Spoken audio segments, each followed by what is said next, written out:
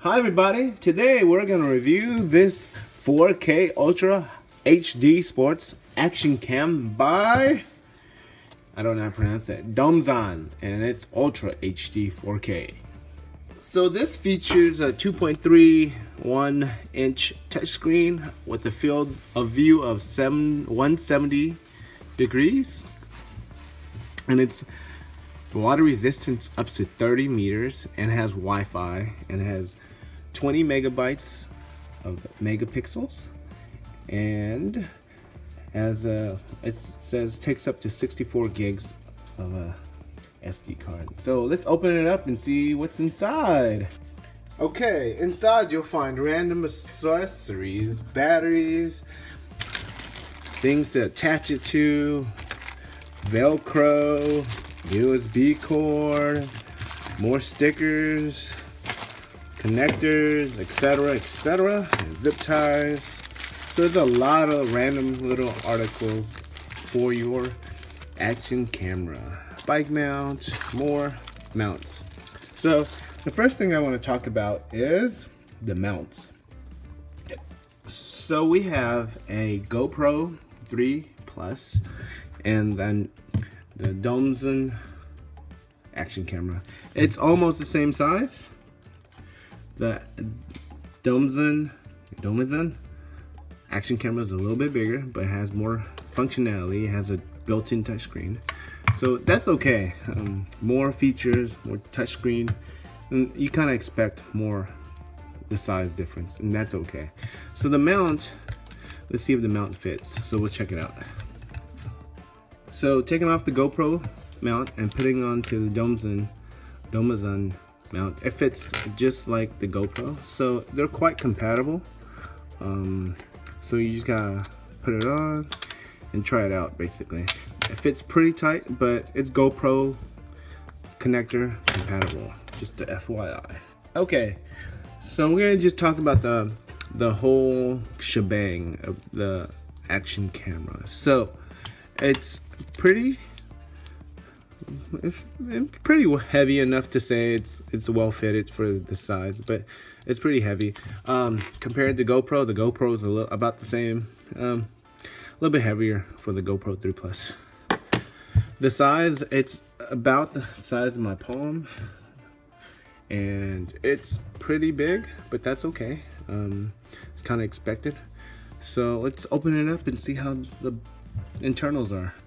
With the action camera outside of the case, it's actually pretty nice looking. I like how it looks. It's really simple, which I like. And there's a mount on here, so you can mount your camera to like a tripod or whatnot. And there's a sticker. This is the touch screen, so there's a sticker that comes along with it. And this is cool. There's a sticker on top of the lens, which is kind of cool. Not cool, but nice to have, because you might scratch it or whatnot. Simple buttons, one button here, two buttons here, and I believe that's it from my understanding. Since it's touchscreen, you don't need that many buttons. You probably only need one or two. This one has 3. So I'm gonna charge a battery and plug it in and see how it works. To install the battery, there's a little plate here on the bottom of the action camera. So we push in, and I guess you push in, it has an arrow. I guess not, maybe not. Okay, push left, and there's the battery inside. So it tells you how to install it. And so it has 2 batteries. Awesome, I thought there was 1. Cool. I'm gonna go charge it and see how long it charges from the battery. So I didn't charge it, but the battery comes with about 75 to 60% of battery left, and so I have my SD card. I'm gonna go install it. There's a side panel here. You plug it like that, get your SD card, stick it in like so. No, it's stuck. Opposite way, and have that clip in. Click, and you're done. And this is where you charge it. Here's the USB drive, USB plug, and the HDMI plug. So you can plug it HDMI to view it, I believe, but we'll see through the manual. So after inserting the SD card, we're gonna take this tape off yet again, and to turn it on, there's this button here. Press and hold, and it'll turn on. The light will turn on. It tells you welcome. This is insert SD card, which I did already. Wow. Okay. What's going on? Let's try to take it out, and then goodbye. What is going on? All right. Interesting. Let me turn on.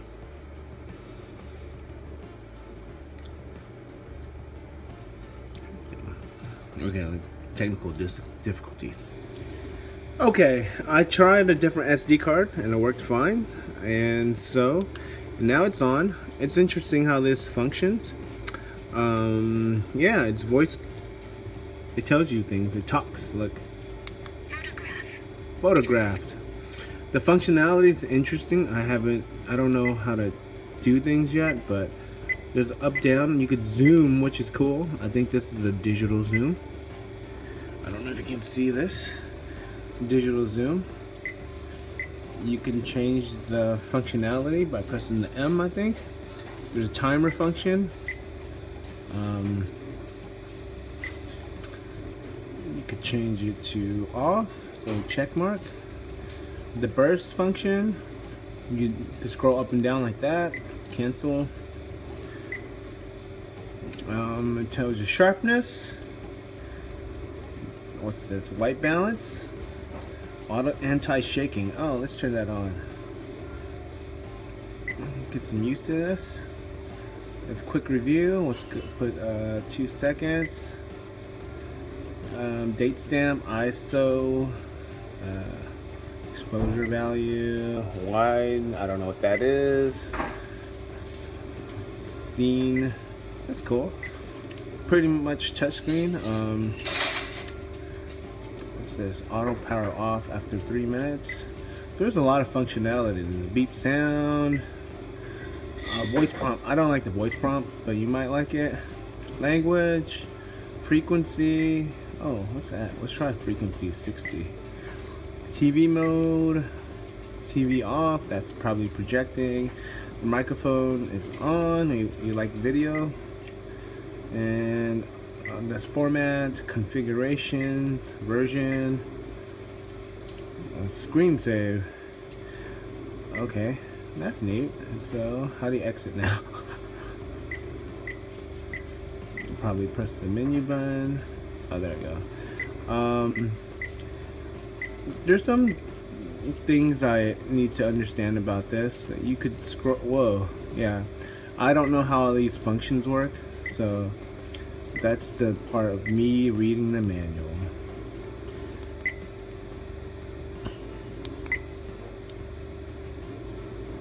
There's a lot of things I don't know yet, so it takes some time to learn it. And oh, there's a button at the bottom. So the button at the bottom lets you go to camera. Now it's camera. Sorry, camera. Playback, configuration, video, which you can tell it has the black screen, and camera mode. Oh, this is actually pretty nice. Don't know what this button does yet. So clicks it and doesn't do anything. M, it's basically playback when you press that. So click that back. Get ready to, I don't know what that is. Playback. Video time. See, recording it. Start recording. It doesn't have any delay or anything, just a touchscreen has a delay, but it's okay. Let's go. I'm gonna go play around with this for a bit and see how it works. The field of view seems good, but I can't complain about it. You can see some kind of obtusing of the lines, if you notice, towards the bottom of the screen. Yeah, it's cool though. There's a battery detection at the top right. Doesn't function too bad. Pretty good so far. I like it. So yeah, I'm gonna go put the screen on and play around with it a bit. So in the meantime, while the battery is charging for the action camera, I'm gonna talk about this case. The case is pretty sturdy, and supposedly it seems like the touchscreen should work through this case. And there's a little plastic piece to protect it.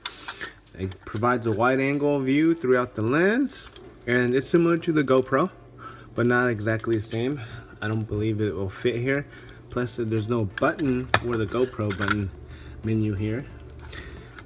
There's mounts here. This is a waterproof case. It's not as thick as my GoPro ones, but it's thick enough where it feels sturdy and droppable. So safe enough to have it in the water, up to 30 meters, of course. And really, it seems good. So on to the next. So this kit comes with a bunch of things. An extra battery, which is nice, of course. You always want an extra battery.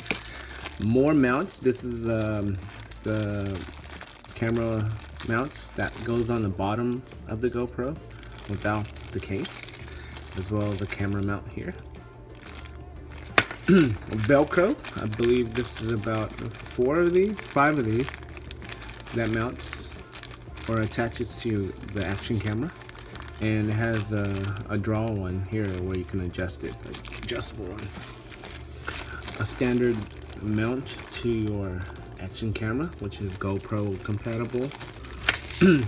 A bike or pole mount right here, which is kind of similar to the ones in the market. And a stick-on mount. This goes on the camera or anything similar to that. One is the GoPro mount, and the other is the GoPro mount and a DSLR camera mount. 2 zip ties, or 4 zip ties. More adjustable mounts here. Stickers to mount on foam boards, and a wipe to wipe the lens, and a steel cable, or hopefully steel, to mount to something else so it won't fall away. And last, a general mount, which is a lot of accessories. So while waiting for the battery to charge for this action camera, I'm gonna go through this user manual and figure out how this thing works. Be back. Okay, so using this for a few days, it seemed pretty good. I like it a lot. It's easy to use. The touchscreen's nice. I didn't use it in the case because I don't need it at the moment, but the case is cool. The functionality is easy to use. It responds pretty fast. I like the touchscreen portion of it. The lens is pretty good. The quality of the recording and the photos are really good. So I really like how this works. I like it better than my GoPro, my Hero 3 Plus. I'm gonna continually use this because it's really nice. So I'm gonna use this and put it on top of my DSLR as I do film and photo.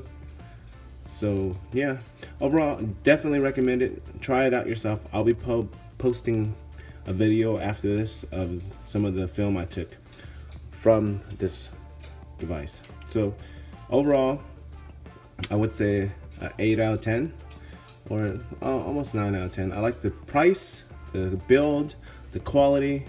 Overall, good item. Definitely a good buy. Take care. Bye.